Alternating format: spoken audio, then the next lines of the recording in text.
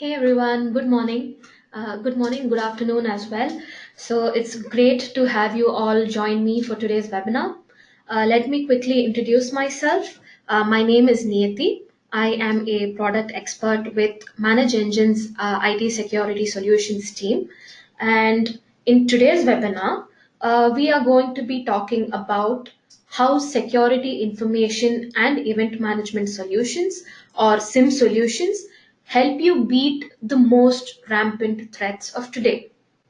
So before we get into the webinar, please let me know if you have any audio or video issues. You can use the live chat option. And if you have any issues, we can quickly try looking into it for you. And also, if any of you have this question, we will be sending across the recording of today's session as well. So we'll be emailing it to you within a couple of days. So here we have the agenda for today. Now, SIM solutions have been around for a while, right? I mean, SIM is a pretty classic technology. We've been hearing about it for years. However, it is highly relevant even today because SIM solutions have evolved over the years and they have developed several new generation features which help organizations defeat both the old and emerging threats with equal ease. So in today's session, I'll begin by describing the security landscape of today, so sort of setting the context, and we will then look at advanced security incident detection and management features which SIM solutions have and discuss them in detail. And following that, we will discuss a couple of cyber threats which are highly rampant today and discuss how SIM solutions help you fight them. Since we're dealing with today's most prominent threats, let's begin by looking at what attackers are focusing their attention on these days. Of course, we have ransomware at the very beginning of this list because it has been dominating the attackers' preferred methods to attack for maybe the last couple of years or so. I mean, you can see here that in 2017, 39% of all the attacks involving malware actually used ransomware as the payload. And as recently as 2014, this number was the ransomware ranked at number 22. But in a short span of 3 years, it literally catapulted to the number one spot. So, the most likely reason for this crazy jump is the advent of ransomware as a service, where easy to deploy ransomware kits are made available for cheap so that even the least sophisticated attacker out there can launch ransomware attacks of their own. In fact, this isn't available just for ransomware. I mean, it's available for various ransomware variants. It is available for various vulnerability exploits, and even several crypto mining malware are available for sale on the dark web.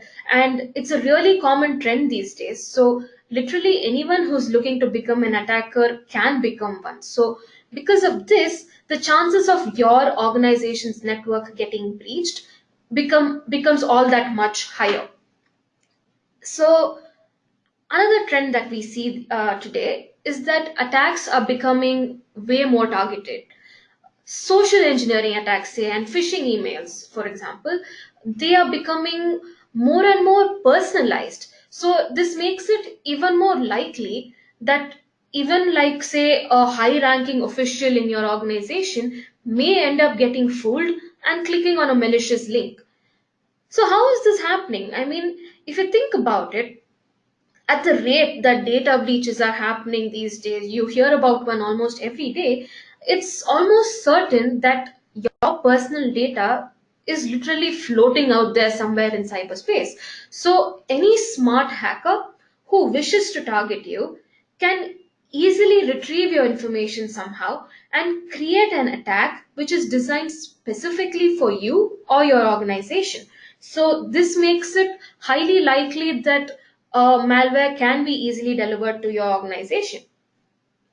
And the next trend, the next thing that we see these days is that we have a lot. Okay, so we have a lot of new technologies emerging every day. We have so many cloud-based services. We have the Internet of Things growing at a rapid rate. So all these new technologies are becoming more and more prominent and more widely used each day. Unfortunately, however, they are evolving almost too fast, way too fast. So this leads to large gaps in their security.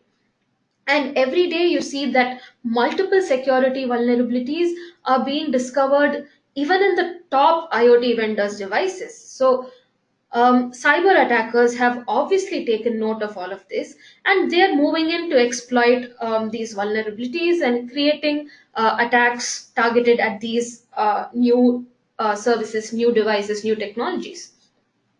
Last but obviously not the least, we are seeing an unprecedented rise in the cryptojacking attack. For those of you that don't know, cryptojacking is basically the downloading or the use of unauthorized software, malware running on your organization systems to mine cryptocurrency. I mean, you might know that mining cryptocurrency is a very resource intensive job. So, not everyone has access to the kind of hardware or the amount of electricity that is needed to mine even the smallest amount of coins, cryptocurrency. So, this is why attackers are sort of crossing this loophole by distributing the job to systems around the world. They're basically attacking various systems and piggybacking on their resources.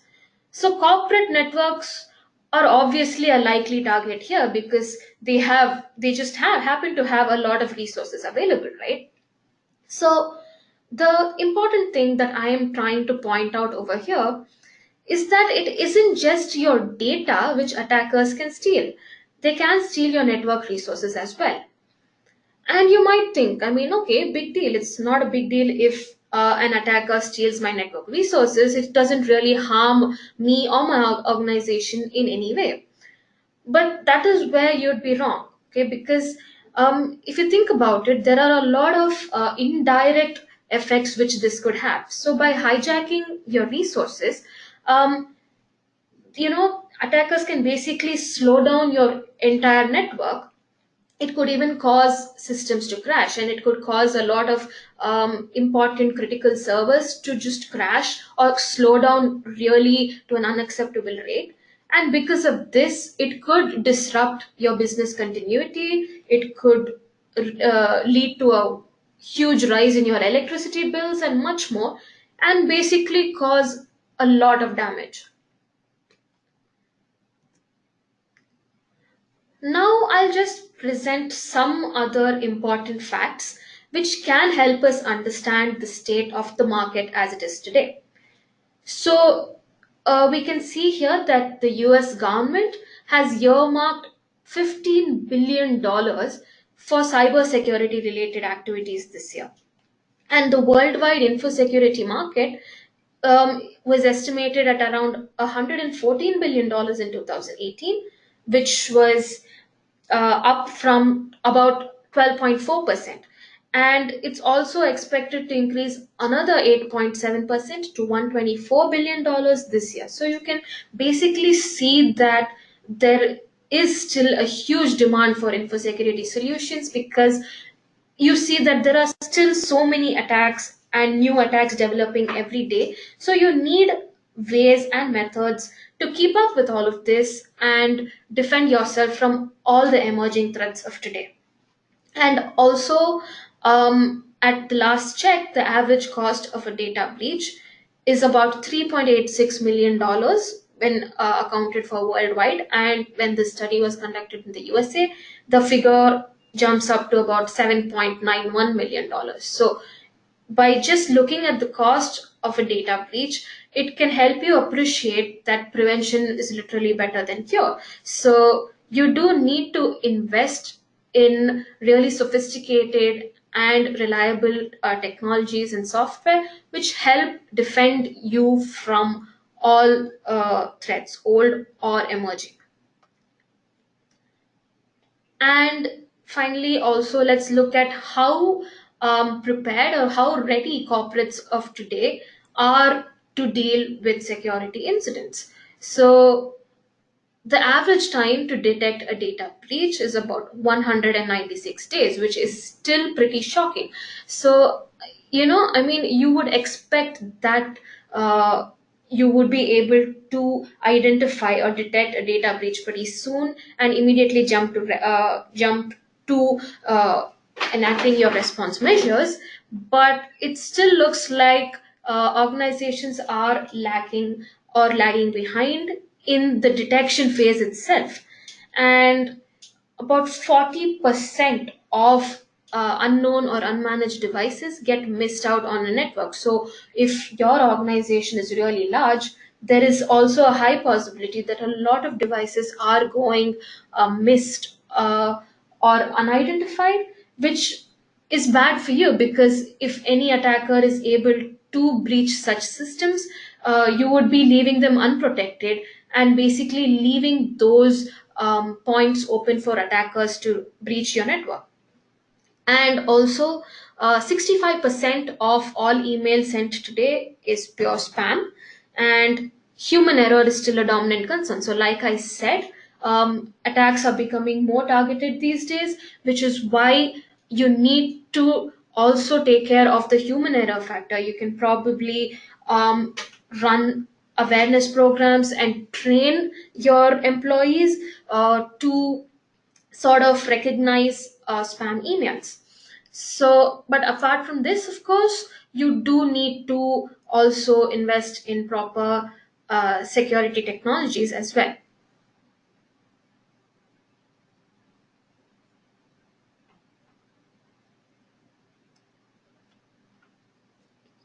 So, like any technology, even SIM has to evolve to keep up with the changing times that I just described to you. So, how have SIM solutions evolved over the years? You can see over here some of the advanced features which make SIM solutions as powerful as they are today. And now I'll be discussing each of these in further detail. First, event correlation. So, what is event correlation? See, we know that SIM solutions process logs from multiple sources from your network, right? They process logs from your network servers and workstations. And of course, these servers and workstations are running on multiple operating systems. So you have Windows systems, Linux systems, IBM systems, and so on. SIM solutions also process logs from your various applications, like your database servers or your web server applications, and they even read in the logs from all your network devices as well, so your routers, switches, firewalls, and so on.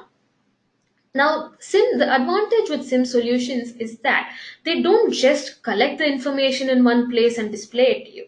No, they can go beyond that because using the event correlation feature, SIM solutions can sort of put together all of these information from all of these devices and even identify potential attacks or other anomalies which you would otherwise miss. So, any attack basically follows three basic stages. Okay, so there's entry, there's exploration, there's breach. Entry basically deals with how an attacker is able to gain entrance or gain access to your network, and once they gain access, they then go into the exploration stage, which is basically sort of moving through various devices, lateral movement or any other using various sort of password cracking methods and so on to sort of breach their targeted device, to sort of gain access to their targeted device. And the final stage is the actual breach, where they actually steal the data that they have come to access. So, one example would be ransomware. So, the entry deals with how the malware or the payload is downloaded onto your network. Let's say someone clicks on an email and the malware is downloaded onto their network. And then the exploration stage, we see a lot of ransomware variants are sort of self-propagating these days. So they make use of some vulnerability to sort of move laterally through your network and spread throughout various systems. And of course, the final breach stage would be data encryption in the case of ransomware, because that is what ransomware aims to do, right? So yeah, so these are the three stages in the case of ransomware. What we should note over here is that all attacks follow very similar patterns within these stages. So, for example, ransomware encrypts your network data, as I just explained, but you may also face another attack involving spyware, which steals your network credentials. So these attacks are two completely different things. But if you sort of examine the attack vectors, you may find out that they may both, move laterally through your network by exploiting the same vulnerabilities. So the exploration stage, which is the self-propagation stage, may be the same in both the cases, even though the two attacks are two completely different things. So if we start breaking down all attacks in this way, we will find loads of common patterns. So the trick here to capturing all these attacks is to start identifying these patterns, and that's what event correlation deals with. So if we can do that, we can spot signs of all oncoming attacks, we can sort of spot all these indicators, and we can at least contain the damage before it gets too large. But I mean, how are these patterns detected? So, like I said, attacks are complex incidents because they involve like a series of steps or events. And these events, thankfully, they leave a log trail across all the devices that they occur on. Now, event correlation uses these logs as a base to detect patterns, and it identifies these patterns using what are known as correlation rules. So, a correlation rule is essentially just a sort of template. You can think of it like that. It is a template or a sequence of events or actions which indicate a threat. So, let's say a brute force. There are specific correlation rules to help you identify brute force attacks or potential malware downloads, cryptojacking, and so on. So, correlation and also correlation also helps you conduct in-depth search and forensics once an attack is discovered. So just as an example of a correlation rule, I have just displayed a quick example over here. So how do you identify when a potential malware is downloaded on your network? So you can see here that this correlation rule consists of five events or five actions. So at first, an attacker tries to breach your organization's VPN via a brute force attack. So you can see that the attacker sort of fails to log on via VPN multiple times, and then is finally able to guess or crack the password and gain access to your network. And then he is assigned a legitimate IP to gain access and is becomes a part of your network, is recognized as a part of your network. Once this happens, the attacker, let's assume that the attacker has credentials to target device. So he or she is then able to log on to their target device and install a software. So all of this put together, you can see that there are multiple devices involved. There's the VPN provider, there's your device. So you can see that logs are coming from several devices. But if you actually examine the logs within this short period of time, you can see that there is a correlation, there is a pattern that occurs. So when event log analyzer, which is one of the components of log 360, let's say it has a correlation module. I mean, it has a correlation module. So when it detects such a pattern, it's able to identify that this is pretty suspicious, and it alerts you and tells you that there is a potential malware that has been downloaded onto your network. So the next advanced feature we have here is threat intelligence. So let's start with Gartner's definition, which is one of the best definitions I have seen or I have come across on the internet. So, threat intelligence is evidence based knowledge. It includes context, mechanisms, indicators, implications, and actionable advice about either an existing or emerging menace or hazard to your network assets, and it can be used to inform decisions regarding your response to that menace or hazard. Okay, so that is a pretty complex and confusing definition. So let's try breaking it down here. So, threat intelligence is evidence based knowledge. So, the field of threat intelligence is based on a known bad approach. This is one of the more classic and yet highly efficient approaches to network security. Threat detection basically occurs based on the knowledge that a similar threat was observed somewhere else in the world. So it's pretty simple. If you know that a threat has occurred somewhere else, if you know that so and so entity was involved in perpetrating an attack in some other part of the world, and you see that entity on your network, you can immediately sort of realize that this is probably a suspicious activity that's happening on your network as well. So this threat intelligence is basically a known bad approach. And it includes context, mechanisms, indicators, implications, and actionable advice. So this long phrase here indicates that threat intelligence is pretty wide ranging in the types of information that it covers. There's actually a common misconception out there that threat intelligence is just a list of bad IPs, but it's actually much more than that. It ranges from hard facts, like the specific mechanisms and indicators used in attacks, and it also includes more general information, like advice on how to deal with the threat. So, all of this, uh, it sort of comes under the umbrella of threat intelligence. Now, it deals with both existing and emerging threats. So, this shows us that threat intelligence is quite fluid, it keeps changing. At any given time, it specifies information about all the established and existing threats out there, as well as news about emerging threats as well. And finally, threat intelligence is used to inform your response or decisions. So, this here is the actual heart of threat intelligence. It is the ultimate aim of why everyone is interested in this field, because it is to use this knowledge to better detect and respond to security incidents. So, threat intelligence can be created internally within your organization, and this would relate primarily to all the internal threats that you face.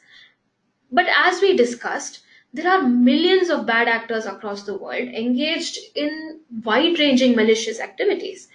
So, what we need to understand is that it is practically impossible to build and maintain this sort of a vast knowledge base in house. And this is why we need to rely on external sources of threat intelligence.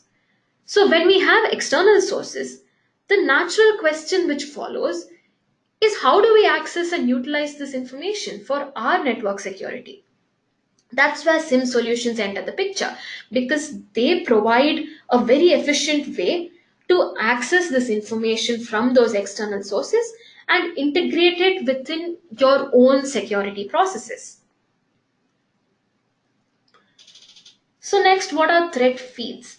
Threat feeds are basically the most common method of sharing threat intelligence. They are essentially ongoing streams of data which provide you the latest threat intelligence. So, they can provide you information about different types of threats like malware, or they can give you lists of the various command and control servers, systems which are part of botnets. They can give you information about phishing and spam actors, zero day threats, the list goes on. Okay, so essentially, these threat feeds are provided by third party vendors, as I said, external sources, and they are put together by dedicated research teams. So, as I said, it's really difficult to build this sort of knowledge base in house because it takes a lot of effort to actually collect the information, validate it, and create actual useful, actionable threat intelligence. So, that's why you have external sources on which you have to rely on. And the next concept that we'll discuss under this topic of threat intelligence are the sticks and taxi protocols. So, sticks and taxi, if you've heard about them, are basically protocols developed to standardize the sharing of threat intelligence. So, using these protocols, using the sort of the sticks format, threat feeds are created world across in a very standardized format, and this makes it much easier to share threat intelligence across organizational boundaries. So, as I said, you need a good solution to access this threat intelligence and make use of it within your network security context, within the context of your network security. So, an ideal solution should be easy to deploy. It should gather threat intelligence from trusted and reliable sources, because you do have them coming in from several sources, but you need to be rest assured that it gathers its intelligence from sources that you can trust. The solution should also allow you to add custom feeds. So thread feeds can be both paid or open source, and many organizations may subscribe to specific thread feeds which are highly relevant to their company, their industry. So an ideal threat intelligence solution should also allow you to add in these custom feeds as well, and sort of integrate it within the whole incident detection process. And finally, it should also provide you with several additional features which allow you to, once a potential security incident is detected, it should also allow you to sort of investigate these threats. It should allow you to track their status, respond to them easily, and so on. So this is just a quick block diagram explaining how threat intelligence works. You can see that basically your network logs and the threat feed information are kind of matched.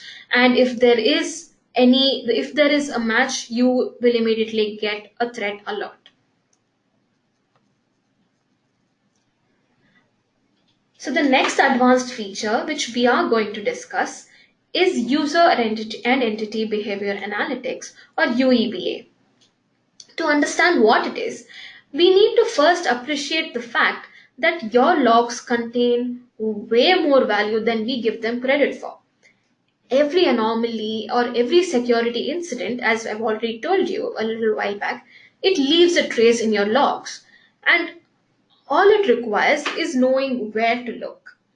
So, we have already discussed how event correlation and threat intelligence can help us detect external attacks. But what happens when one of your own organization's accounts behaves in a strange way? So, let's consider this example, right? So, user A typically logs onto your network between 10 and 12 every day. But today, this user happened to log on at 5 a.m. in the morning. So intuitively, right, we know that this is something suspicious, but an activity like this can easily fly under the radar of a machine.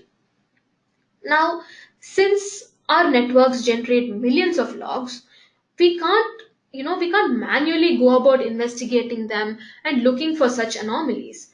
So what we can do instead is teach the machine itself to become smarter and recognize such anomalies by itself. And that is essentially what UEBA deals with. It is the application of advanced machine learning and analytics techniques to kind of form baselines in user or entity behavior, and then it recognizes deviations from that baseline and generates real time alerts for the same. So this allows SIM solutions to become all that much more smarter and help you monitor your users without your intervention. So these are some of the various scenarios in which UEBA can help you. So you have anomalous behavior detection. So based on any sort of time anomalies, like what I just described to you, or pattern anomalies or count anomalies. Let's say that your SQL server experiences. I mean, a user executes about 5 to 10 SQL queries, DML queries on your SQL server per day. But on one certain day, you see that there are maybe 50 queries. So that would be a count anomaly. So basically, UEBA helps you pick out various anomalies based on the time or count, pattern, and so on. And the next scenario is the risk score. So UEBA can assign risk scores to your networks, users, and entities based on their activity. So when you have a risk score for all the users and entities in your network, and you see and you get various and several threat alerts, you can immediately start prioritizing them based on the risk score. So this is also really important because any organization is likely to get several alerts on a daily basis. So it's really important to know where you need to focus your attention first. And this is where the risk score comes in and really helps you deal with threats in an efficient order. And finally, UEBA can also help detect various indicators of compromise or indicators of attack for several common threats, like, say, your organization's accounts get compromised, or let's say data exfiltration, and so on. And the final advanced feature is here. So, of course, in today's connected world, nothing can exist in isolation, and information sharing is necessary. So, even SIM solutions should be able to connect with other network administration and management solutions in order to sort of facilitate the overall incident resolution process, which you can see over here. You can see that you receive alerts uh, based on like all your user activity and the network events. And once that happens, once you receive an alert, once the admin receives an alert, you launch an entire investigation process. You have to validate the alert, and in case of a valid threat, you have to respond to it and sort of wrap it up with a neat incident report, right? So that's why you need proper, and you'll be using a lot of solutions throughout this whole process. And that's why you need information sharing to be really easy. So a prime example of this is integration with external help desk solutions. So if you have the ability to forward security incident information directly to these help desk software, you, like, let's say, excuse me, sorry, yeah, so if you have the ability to sort of forward this information to help desk software, you can actually concentrate on running your actual remedial measures, right? So instead of wasting time coordinating the response process, passing on the information to various employees and so on, you can immediately focus your efforts on the actual remedial measures. So all of this helps you drastically reduce the incident resolution time. It helps you have a smooth flow of information between the various processes like incident detection, incident management, incident resolution, and so on. So now let's talk about some of the very prominent threats which I've already described to you today.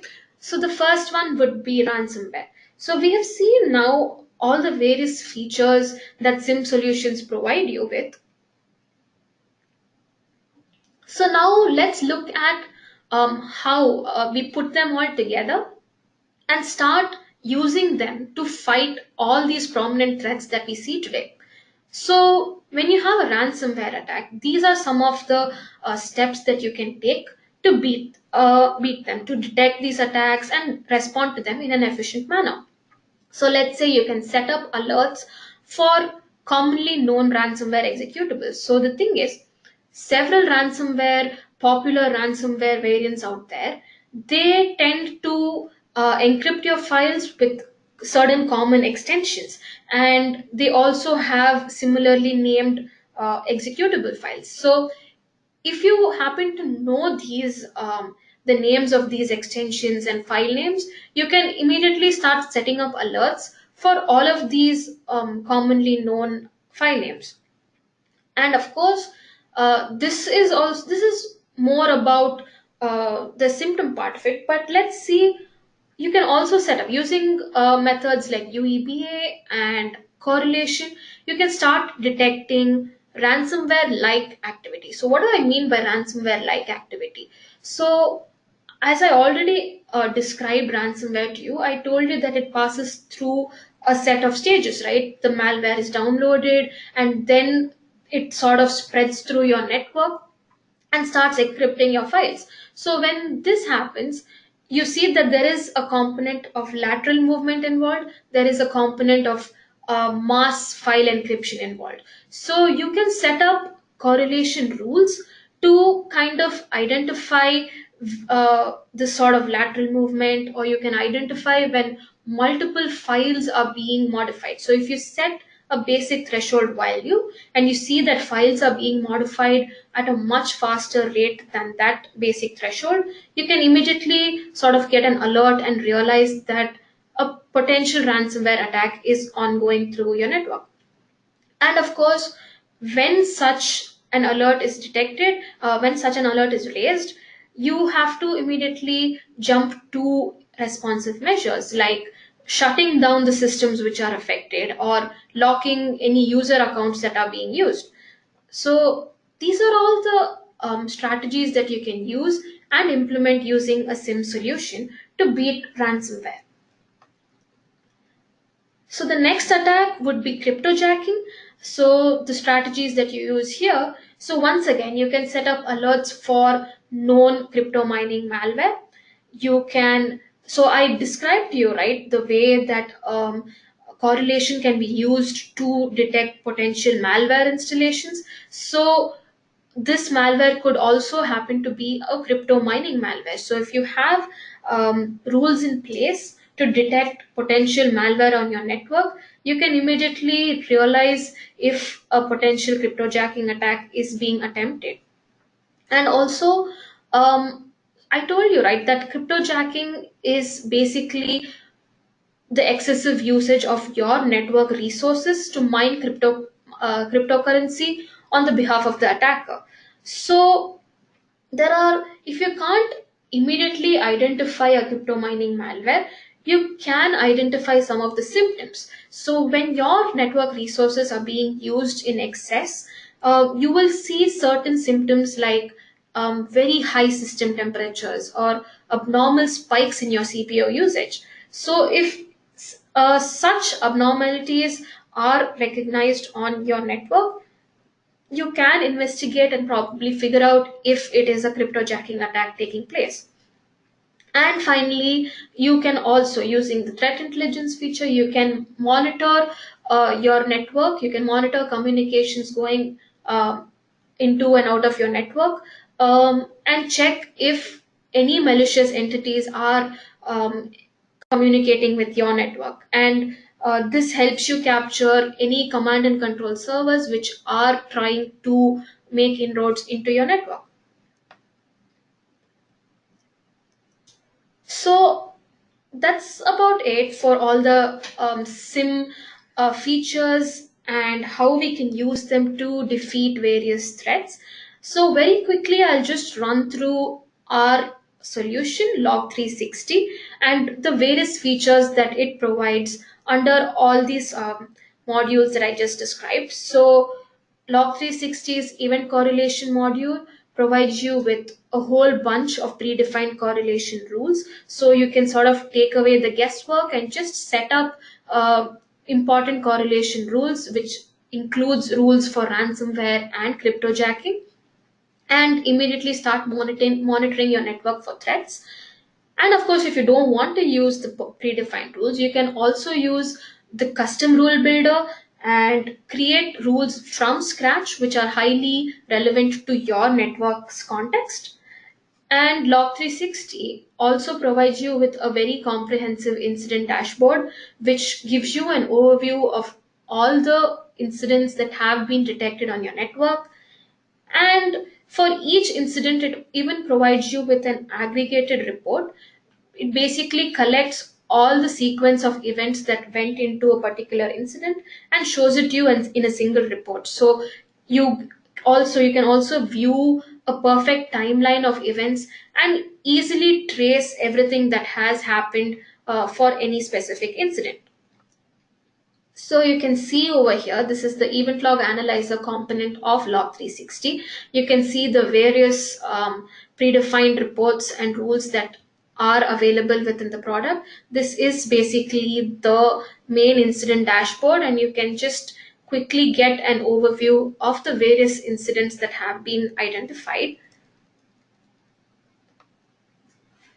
So threat intelligence. So Log 360 retrieves threat intelligence from very popular and very reliable Stix taxi based feeds, and it also updates this information on a dynamic basis. So you don't have to worry about any manual intervention at all. Log 360 automatically collects this information every day. So you can be assured that you're always monitoring your network based on the latest threat intelligence. And the best part is you don't even have to configure anything, because as soon as you install and deploy the product, threat intelligence is up and running. You don't have to do anything separate at all to sort of launch or start this feature and get it running. And of course, you can also add in your own custom feeds. If you are subscribed to any special specific feeds for your organization, you can easily add them in as well and just integrate it within the whole incident detection process. So you can see here how you get a quick comprehensive report telling you about all the malicious entities that are detected on your network. And when it comes to UEBA, which is User and Entity Behavior Analytics, Log 360 uses machine learning to profile your various users and entities on your network. And by entities, I mean your Windows devices, SQL servers, your various network devices like your routers and firewalls, and your FTP servers. So it basically profiles all of them, as I said, and creates baselines for all of their behavior, and it assigns risk scores to help you prioritize threats, as I explained. And with these risk scores, you can even add all the high risk users and entities to a watch list. So anytime these users or entities act in any way, you can easily just keep a watch on their activity throughout any time that you want to. So the UEBA module basically, as I said, it identifies those subtle shifts in the users or entities behavior based on various criteria, and it can easily alert you when a potential risk or a potential threat is detected.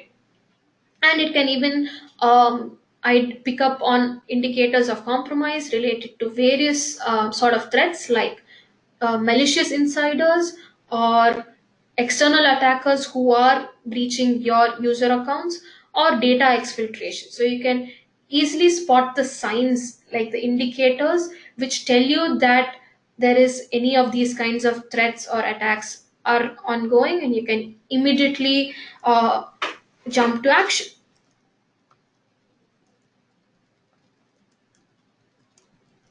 And finally, there is the incident management console. So Log 360's incident management module provides you with two options. The first would be the built-in ticketing console. The built-in ticketing console provides you with multiple views of security incidents based on the owner or who owns the incident and what status the incident is in. It allows you to either manually assign these incident tickets your to the various operators, or it can even you can even create rules to kind of automatically assign these incidents as soon as they occur. And you don't even have to bother about going and talking to the various users and operators and getting an update from them, because you can just use this single console to track the status as it is in progress. And of course, you can maintain all the incidents that have been resolved in the past. You can also maintain an internal knowledge base, and so whenever any such incident occurs in the future, you can always refer back to this knowledge base and look at what happened in the past, and sort of use that to guide your your strategy or your response in the future. And of course, so the built-in features would be one part of it, and the other part is log 360 also allows you to forward the incident information to several external help desk consoles as well. So you can see the list of supported software over here. There's Service Desk Plus, ServiceNow, Jira, Zendesk, and so on. But basically, whenever any incident occurs, you can easily forward the information to these external software as well. So you can see over here how you can assign incidents, update the status, or add in any special notes as to how the incident was resolved. So that brings us to the end of today's session. If you have any questions, we'll be dealing with questions now. You can always ask us using the live chat option.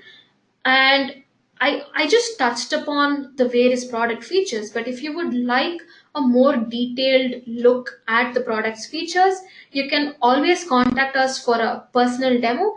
You can get in touch with us at the email ID mentioned on the screen, which is log360-support at manageengine.com. So anyway, if you have any questions, we'll be dealing with them now.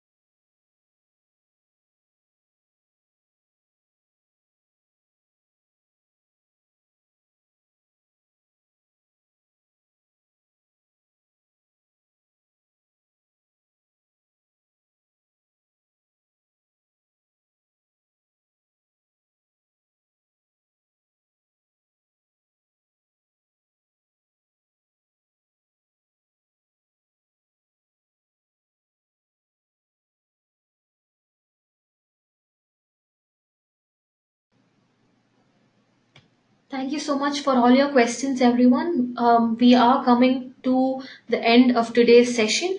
If you have any further questions, or if you would like a personal demo, as I said, you can always reach out to us at the email ID on the screen. Thank you so much, everyone, for joining me today. We hope to see you in our future webinars as well. Thank you so much.